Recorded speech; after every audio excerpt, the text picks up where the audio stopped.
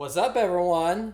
We're back for another Mandalorian episode this week, episode 5. I was trying to sleep, as you can tell. I'm in my pajamas, but he pulled me out of bed. Bullshit. He was trying to edit, but granted, he probably wouldn't have finished anyway. I wouldn't have. Well, So this week's episode. yep. It was interesting, to say the least. Yeah, that's about the least you can say about it. That's for sure. Because the whole thing is basically what it was. It was a pit stop in the story. Yeah, and I didn't like that. I was okay with it in the nostalgic sense, but there were some things I didn't really care for overall, is what I would say. Yeah, it's just... the fact that it was a pit stop is what annoys me the most about it. Because everything about this show has been no fat at all. Only the stuff we need. Nothing longer. That's why the episodes are so short. And it's wonderful because of that. Mm-hmm. And then we have a wasteful episode. This episode was a throwaway episode. It had nothing to do with anything. Like, why did they make it then? Just make one less episode, because you clearly don't have a problem making less. I wasn't going to go that far. I was waiting. I was like, I'm going there. Yeah. I mean, the biggest thing is that, we have returned to the sandy lands of Tatooine. It was coarse, rough, irritating. And gets everywhere. Yep. Hi, Anakin. But yeah, anyway, we're on Tatooine. They made a pit stop because they were getting chased by another bounty hunter. Main thing is, there's bounty hunters all around. Yeah. Like, I guess the one thing I would say about this episode, even though, yes, I find it a complete waste in a show that has been so good about keeping things only to what we need to know, all that aside, it was still a very nice episode. I still very much enjoyed the episode. Yeah. Ming-Na Wen was magnificent. Then again, when isn't she? You didn't even know she was in the show. No idea. I don't know how we didn't know. I don't. She was in ads. Do you think I watch ads? Trailers. You think I remembered trailers? If she was in there, yeah. Alright, that last part's pretty fair, but I don't remember seeing her in anything about this show. I do. Or, okay, wait, no, actually, sorry. I remember her talking about the show, but I didn't realize that meant that she was in the show, just more of that she does a lot for Disney, but mostly like Marvel, well-known actress in the superhero world, so I just thought her giving her opinion, not necessarily meaning she was in it. No, it was revealed months ago. Well, I don't consider Star Wars my religion like you. Yeah, he sticks to Game of Thrones and Doctor Who, which is fine. That's him, but we're here to talk Star Wars, Okay. I drink and I know things. That's a lie then, because you really don't.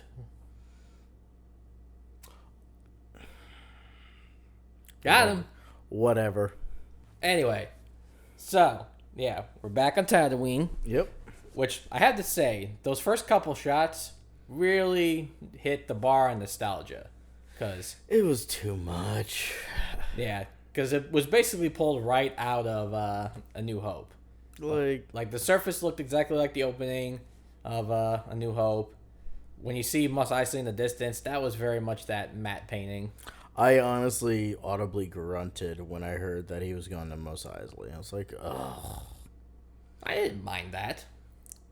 I know, but again, another thing I love about this show is that everything is new. We haven't been on, except for now, Tatooine. What world have we been on that any of the other properties have been on? It's all been new. And It's been awesome. Completely divorced from any other part of the continuity, for the most part. Like, it's all additions to the continuity, not just rehashing the continuity, going to the same 4 worlds, I'm glad to see they're expanding, is what I'm saying. Yeah. And then they go to fucking Tatooine, and I'm just like, oh, come on! Yeah, I mean, of worlds, yeah, Tatooine might be a little bit overplayed, of course, because, episode 1, episode 2, the end of episode 3. I'll say that. Episode 4. and Episode 6. And the Clone Wars movie, if you count that. Mm-hmm. And the Clone Wars TV show. That too. And Rebels. I don't think they went there in Rebels. Yeah, it did. When did? Oh, wow. I was gonna say. Yeah, sorry, I forgot. So, like, it was refreshing not to have Tatooine in a Star Wars property, and then they went and ruined that. I wouldn't say ruined. They went and ruined it in the sense of ruined in the sense of that we didn't have Tatooine, and now we have Tatooine. Ergo, they ruined the fact that we didn't have Tatooine. Yes. Okay. There, sure. That's what. But did it ruin it in general? No. No. But, like, they even had to go to the same fucking bar. Is that the only bar in Mos Eisley? I highly doubt it. Why did it have to be the same bar, man? Too much fan service. But hey, at least they serve droids now. And the other thing. That was just the overload for me. Did we actually get a character name for the new guy? We had a name. I don't remember what it is, though. Alright, so he's Bounty Hunter Man for now. He was literally in the same booth as Han! Okay. Like, why? Doesn't bother me. It's familiar. It's not a bad thing. Could they have gone somewhere else? Yes. Could they have done something more original? Yes. But it doesn't hurt to return sometimes. It was just the string of events, and it was just like, oh, come on, you're literally just pandering. Yeah, which means you're also talking down on Dave Filoni, because he was the director of this episode. Let's not think about that. I like to still think of him as impeccable, infallible. Well, we don't need to think about that. Uh-huh. Visuals are still nice, of course. Yeah. I mean, honestly, if the visuals aren't ever not nice, I'm going to come on here and rant. Yeah. I am going to rant for 30 minutes, probably not even much of an exaggeration, because it will be such a fucking letdown, because this has been just, everything about the visuals has been so beautiful and perfect that I will go full rant. And we're going to stop that now so I don't spoil a rant. We'll talk about my favorite thing. How about that? Okay. Ming-Na Wen. She was my favorite part of the episode. Yeah, she was good. The fact that she, I don't want to say seduced, but she kind of like seduced the dude's mind. Yeah. She coerced him. That's more of what I was actually looking for. Where he was like the kind of like, oh, I'm a good guy bounty hunter sort of, or well, morally neutral bounty hunter dude. I guess that's a better way of putting it.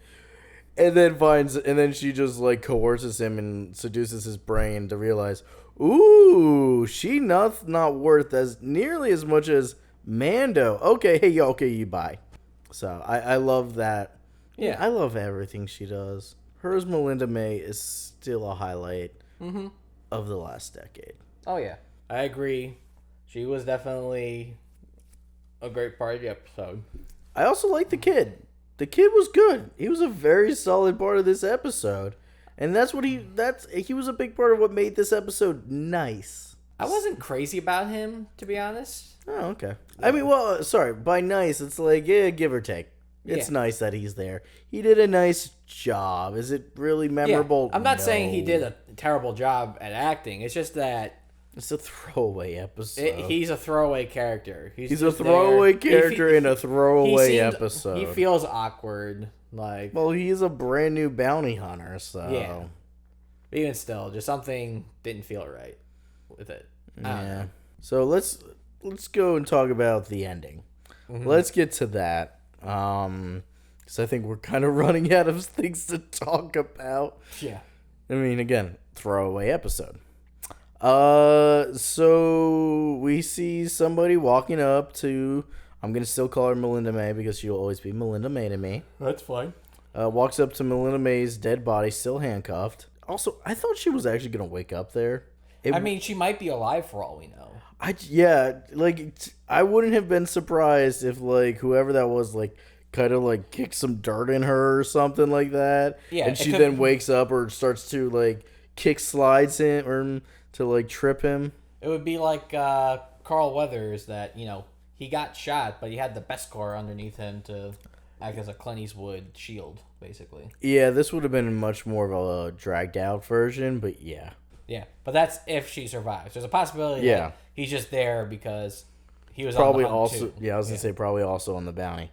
But so let's go into the speculation.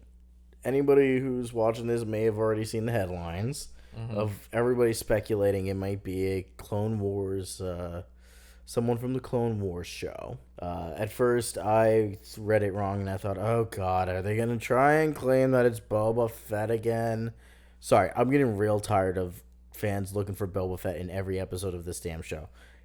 He doesn't need to be in here. Stop trying to force him in here. Frankly, him being in here might take away from the show, in my opinion. But the speculation of who it is, I think, is actually a really cool one. Yeah, there have been some speculation, or I read an article earlier today that someone was saying Cad Bane from the Clone Wars. Which would have been dope because Bounty Hunter, not overly exposed. Did he die at all? I don't remember. Yeah, because that's the thing I can't remember is I don't remember where his character arc left off. Wasn't he in Rebels too? I thought he showed up in Rebels at some point. You might be thinking of someone else who I also would not be surprised if showed up here. Who, Hondo? Yep. Nah, I didn't get Hondo vibes from that. You never know, because Galaxy's Edge is supposed to be between the time of Episode 9, like whatever's going on there. And Hondo was there, technically, so... True. But, And Hondo hasn't died as far as I know. But again, it was dark, so you can't get a full sense. Yeah, but he looked like he had, like, armor. To me, it sounded more like he had armor just because the spurs, like the cowboy kind of boots. It looked like he kind of had, like, Beskar knee pads, to be honest. I mean, put it this way, if that was the case, then it's just the Mandalorian, and they're just teasing you with that. Yeah, that's... I did think that initially, too. I was like, oh, is this like a cutaway scene or something? Yeah. But also, how do you know that Hondo didn't just change his look over the years? I don't see Hondo ever changing his pirate look. Or even just adding to it? Maybe. I don't know. I feel like Hondo's like a very identity-centric type person. That's just me, my personal opinion. Yeah. I also don't really think I got a sense of armor in that. The spurs I did, but... Maybe that's what I'm thinking of. Yeah. It was more of I hear armor, but I saw, like, a cloak. Oh, yeah, no, I saw the cloak as well. That's why I thought Cad Bane, like, maybe that makes sense. That'd be cool. But Hondo also has a cloak, so... Or a coat of some sort. I would be happy with them bringing Cad Bane in. Because he's not someone that we know or seen like way too much. Or that we talk about too much. Like, yeah, but it also depends on Clone Wars Season 7, especially when... Coming soon, 2 more months, boys! Yeah, depends highly on what happens there. Because remember when they revealed, like, the previs animated thing of Cad Bane and Boba Fett facing off against each other? No. That was a thing. I think the result was... Probably Boba. You mean Boba winning? Yeah. Yeah. I can't remember for sure, but depends on if they do that, like they finish that, and see where that goes. Do you think it's Cad? Who do you think it is? Are you talking to me or the audience? You. Person next to me. It'd be cool. I'd be curious on how they accomplish it live action wise. If they do it. Because it could be him. Truthfully, it could be a new character. Because we still have other characters that haven't shown up yet. Like who? There's like that Imperial dude. I don't remember his name. You see him in the trailer. I can't remember who it is. But I clearly need to rewatch the trailer because there's a lot I'm forgetting about it. Could be Kara if somehow she just decided to follow him. That's what I was like about a second ago, but then I was like, wait, she doesn't wear a cape. I mean, she could. Yeah, I think that'd be the most. That'd be the option that'd be the most fun. Yeah, it's that it's her. Yeah, although I feel like they wouldn't tease you like that necessarily. But I don't know. Honestly, that's my answer. I don't know, but I'm curious to know more next week when episode 6 comes out. Yep. How many episodes we got left after that? Like 2? After it's 8 total, next week, right? Yeah, it's 8 total. So we have so 6, next 7, week's 8. So 3 more episodes. I thought this was 6. This is 5. Wow. Oh, this was 6. Holy hell. Because we had the intro. We had the deal with the Jawas, who stole the shit from a ship. Yeah, and then we had Deborah Chow 1. Mm-hmm. And then we had Bryce Dallas Howard's episode. And then we have today, okay. Yep. I'm also in Watchmen, so maybe Watchmen was 6 last week. That's what I'm thinking of. Okay. Or no, that was 7. Fuck, I don't know. He's bad at math in general, so. I'm math good. You're math meh. I'm math goods. You English goods too? I English well, thank you very much. Anyway, I think we're going to call it. Yeah. We'll see you for next week's review. Yep. That actually is perfect timing. Bye. Dissolve.